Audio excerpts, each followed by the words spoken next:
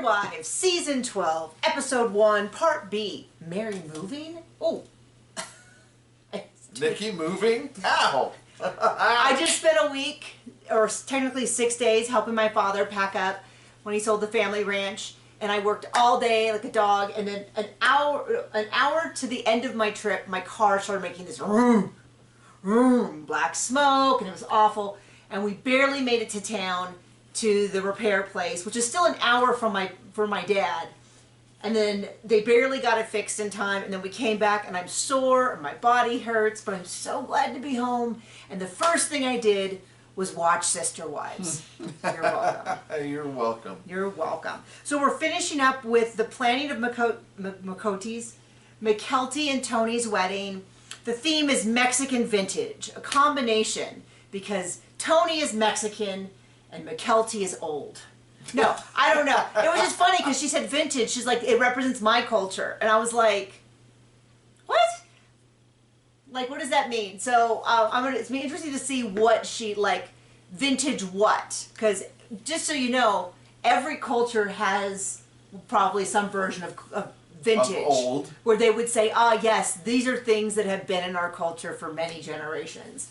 It's kind of funny because my dad's side of the family has been in the country since like the 1500s. I've heard even back to Plymouth Rock. Yeah, I've heard that. Haven't been able to confirm it. So I brought back boxes and boxes of old photographs of people I don't know.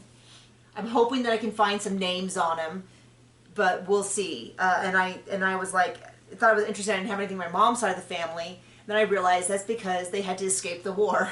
They didn't get to bring much with them. So we have everything from my father's side of the family and almost nothing from my mother's side of the family. To keep you up, they are 400 people they want to have. This is the 10 tacos.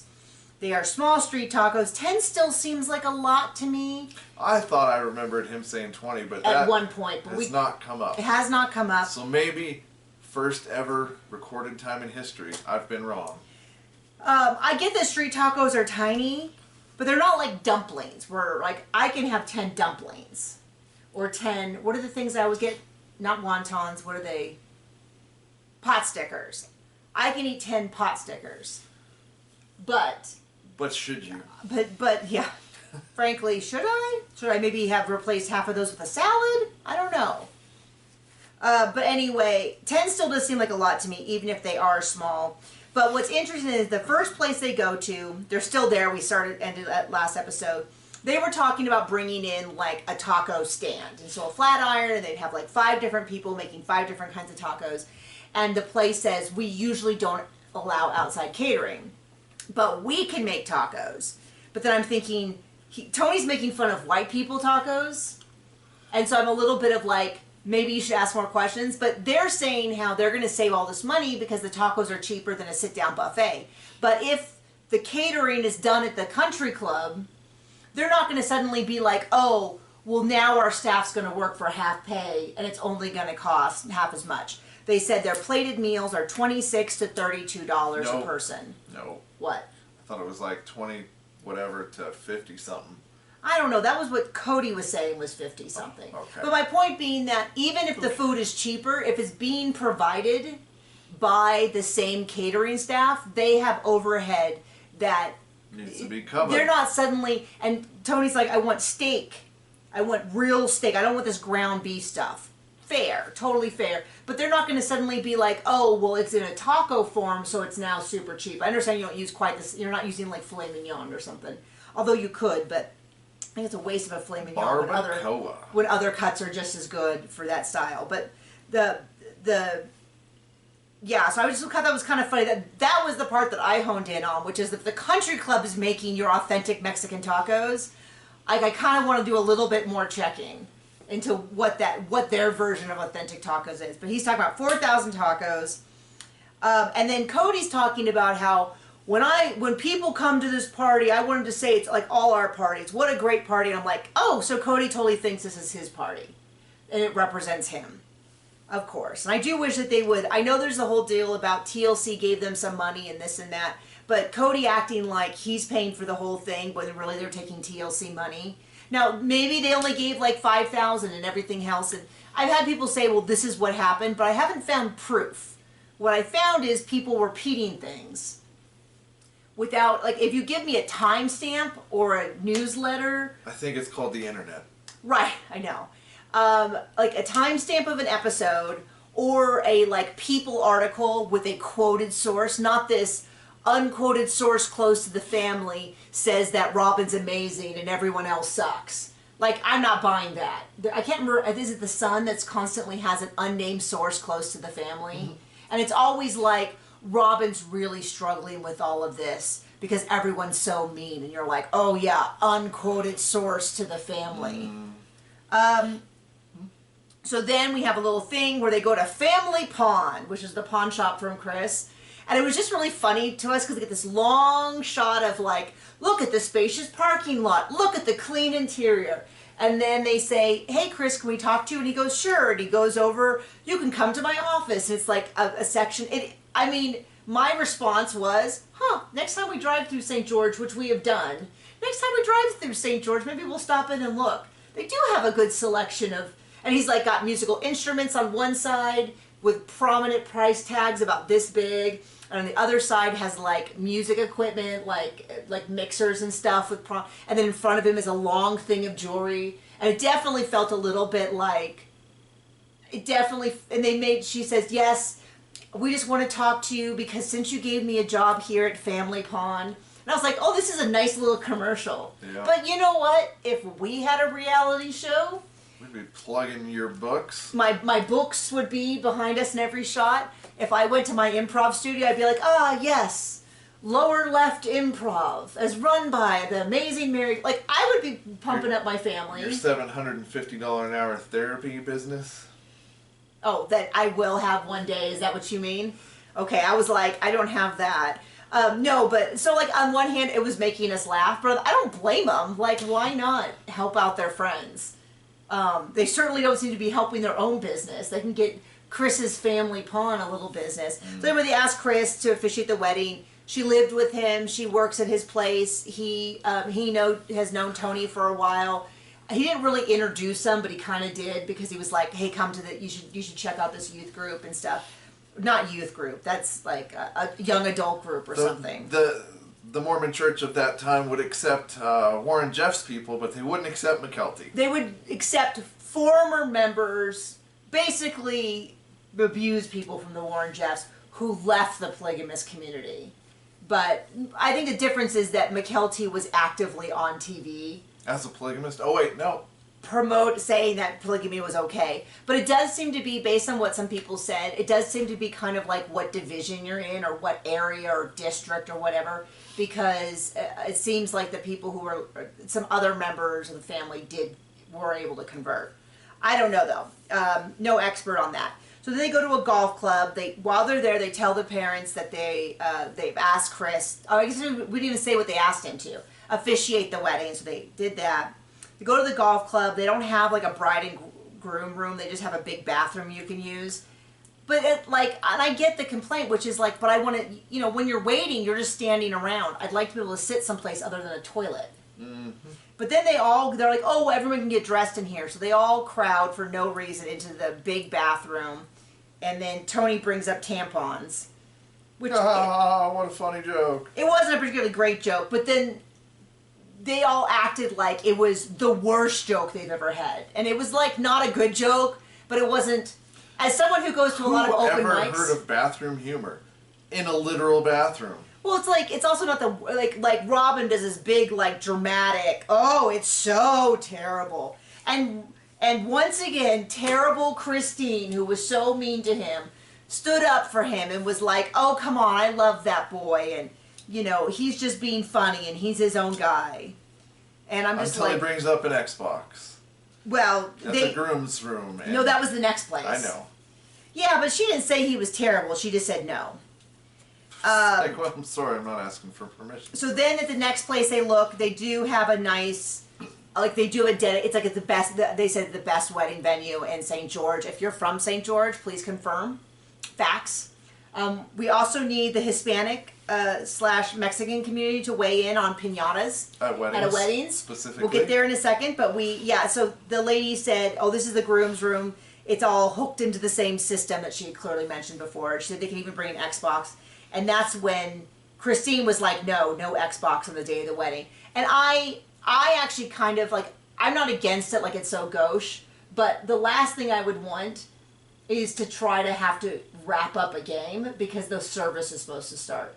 Like, I kind of feel like you can go like an hour without the Xbox. I think it really depends on the groom. Like, I'm not late to anything ever, so. Fair. But also, you could probably, my thought was more of like, that's so tedious to hook up an Xbox for only like a half an hour of being there, and then it's one more thing to try to pick up at the end of the wedding. That was more of my thought. But like maybe a Switch, I'd be like, sure, you can bring your Switch. But what's funny is it's people are like that. Like we went shopping on our honeymoon week. We went to a family house in Santa Barbara, and the lady thought it was so funny that I mentioned that we were in town for our honeymoon and that we were shopping. And I was kind of like, you can't be in bed all day. Like, we're allowed to like hold hands and gaze into each other's eyes and be like, we got married, and look at a new buffet. Yeah, right. Like, and pick up a couple of books, go down to downtown and look at all the walk on the beach and stuff. But she was like, oh, on your honeymoon and you're in a bookstore? Yeah, I'm a book nerd. What do you expect? One of the things I brought back this weekend was my grandmother's original books from the Wizard of Oz series. The Wizard of Oz, The Land of Oz, The Patchwork Girl of Oz. It's got her name inside of it with her maiden name. Is that too expensive to keep in a house? Should we get a vault somewhere for that? No, I don't think it's a first edition or anything like that. Okay. I mean, I'll look it up. We'll find out. It's like, yeah. They're not in particularly great shape. First edition Harry Potter. Yeah. Apparently that's more valuable than an original Wizard of Oz. I'll look it up later, though. Anyway. First edition Bible. Then they share that they want to have... Gosh, John. Signed by Jesus. It's a joke. We understand why that is not the case. I mean, there are scraps of some of the original. Anyway, sorry. We're getting way off base here. No one cares. Okay, so the piñata. So they're going to get piñatas. They want to have piñatas. I understand that piñatas are a traditional part of Mexican celebrations. When I Googled, are they a traditional part of weddings? Because we have not been to that many Mexican weddings. Well, if you get to the Sister Wives thread on Reddit. No, well, what happened was Google pulled up the AI answer, which I don't trust, so I clicked on the source, and the source was a Reddit thread about Sister Wives, about this topic. So I didn't really get any new information. On one hand, there's two different things. Traditional part of celebrations, people can do whatever they want at weddings. Many times people do things that aren't traditional wedding things because it's something that's significant in their family or their celebrations or their culture. So I'm not being like you can't do that at the wedding. But the idea that it would be piñatas of the bride and groom, and the groom would beat the bride and the bride would beat the groom, that felt a little like, that is not, from what I understand, they're not even claiming that that's standard cultural thing. But it does seem a little bit According to Robin, it's no different than smashing cake in people's face. Which is a funny choice to use, because guess who did not want cake smashed in their face? Me. I was like, I don't think that's funny. I don't, it seems embarrassing, and I was like, do not do it. And you're like, okay, you don't need to be quite so forceful. I'm not going to do it if you don't want me to do it. Because I was like, don't do it. I really mean it. And you're like, yeah. I heard you the first time, and I wasn't considering... Right. I wasn't considering not listening to that. But there's all those videos of guys who do it to their wives. And there's a couple times where it's been like, yeah, they were divorced within a few weeks. And you're like, oh, shocking. And on the most important day of her life, when she asked him for something and he didn't listen, that maybe this wasn't the most respectful, marriage. And the same would be true of the reverse. If you had said, don't do that, and I, smashed a cake in your face, I could see why you'd be like, maybe I don't want to be married to you and have raised children with you when you won't listen to this single thing. So the piñata thing, the piñata itself doesn't seem weird. The way that they want to do it, called beat the bride and groom, that seems a little odd. but maybe I don't understand it, so I'm totally open to someone of Hispanic culture, of Mexican culture saying... Or vintage culture. Or vintage culture, if that is your culture, being like, yes, in the great country of... Vintage. We always destroy an effigy of the bride and groom at the wedding to scare away demons or to wish them luck. Hey, you know what? You let me know. So now we go, that's the end of that little storyline. They all gather at Mary's house. Mary has called them over. The highlight of the scene is Mosby the dog. I think it's Mosby. So sweet, so cute. And Mary does this so oddly because she starts off by saying, instead of starting out with saying, you know, for years I've been looking at my grandmother, the house that my grandmother moved out of. The lady converted it to a bed and breakfast, and it's a working bed and breakfast that makes her money, and she's now considering selling it, and I'm considering buying it. Like, that train of thought would make sense, and I think it would have brought everyone along with her, but instead she says, I want to open a bed and breakfast, and they're like, oh, like she's never shown any interest in it, blah, blah. Christine's on board right away. She's like... Being a crap sister wife. Well, and part of me wonders, was it really a surprise, or did she already know from her mom? Yeah, right. You know what I mean? And so she says, I think it's great. I've always wanted a B&B. I think this is a great idea. Well, then they're like, where? And she's like, Parowan. They're like, why would you do it 3 hours away? And then eventually she leads up to saying, this is the house, this is this is that. I've been talking to a consultant, and this is what infuriates me. Cody, a man who we have not seen be good in business. The only time they're making money is the fact that they have a strange family structure and they were willing to pimp themselves out on reality TV. And I say that as someone who would in fact have a reality TV show about themselves. So this is the kettle calling the pot black. I absolutely and fully admitting that... Yeah. Yeah. Yeah. Like, it's not a judgment statement, it's just a reality statement of... We have our standards, and sometimes money trumps them. And sometimes we don't. I don't know. I don't know where I went with that point. If you know someone, let me know. But anyway, the only time that seems like he has made money has been his reality show, and all of a sudden he wants to talk about how he's Mr. Business and everyone else is just this emotional woman. It's just his excuse so he can get away with not saying "I hate you." No. Mary. Yeah, and he's like, "What's the occupancy rate?" Blah blah. Oh, what the consultant said this? Oh, well, they're just patronizing you. Well, they're just because you're a silly woman. Well, what he said was patronizing you. I don't know whether it's an accent thing or he actually is using the wrong word because it's patronizing, but maybe it's an accent thing. And since sometimes people get on me for having like an accent or something like that, I have to be like, okay, we can chill out. But I really think that he actually was using the wrong word. Like, he just kept saying patronizing. Wait, now I can't remember. Patronizing, which means that you are a patron of an establishment. I'm patronizing this restaurant versus patronizing, which is somewhere along the lines of telling you what you want to hear and treating you like a dumb little idiot and stuff like that. Because he's saying these consultants... Very similar to gaslighting. Yeah, well, a little bit, except in this case would be the consultants are just stringing her along and telling her what she wants to hear. And he's like... And this is the funny thing is, Mary is saying Robin's already in support. Mary says... Robin says nothing that the whole time. Conversation, because she's got to tell Cody what he thinks later, which is kill it. Yeah. And she'll say something like, as a sister wife, I have to support her. But really. So Janelle is like, I want to see if we can make this work with the money. Which is the answer I would give. Christine is like, yes, no questions. Oh, Annie's going to work it even better. Let's do this. And then, yeah.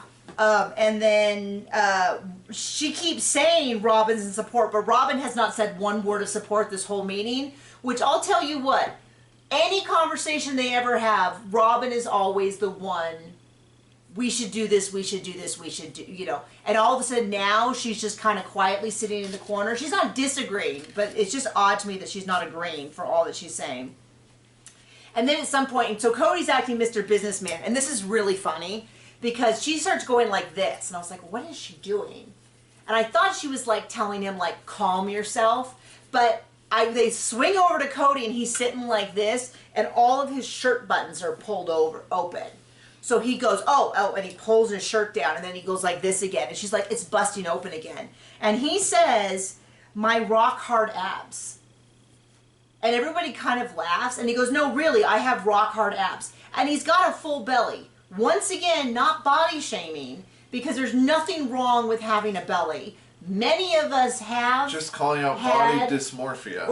But I thought he was joking, the way you might say, yeah, my, and you kind of like, if I was to say like, my huge breast. Clearly, that is not the case. Like, it's a joke. But I think when he said it, he was being fully serious. I do have rock hard abs. And the truth is, if you have a lot of fat, they're kind of squishy, but they're still there. I mean, there are abs underneath. We all have abs. They're just, most of us, me included, they're hidden behind a nice, comforting layer of fat. Nice, cuddly layer that keeps you warm in winter and snuggle into. But, he seemed to really be like, the shirt's busting open because of my rock hard abs. And I was like, that was super weird. I don't remember what this says. It's for, okay, anyway. And that's it. They're going to find out more. Oh, sorry, that was really loud. We're going to find out more about both of those. I think we only have 2 more episodes until McKelty's wedding, which is, have we even seen her look at dresses or anything? Who cares? Anyway, thank you for joining us. Bye.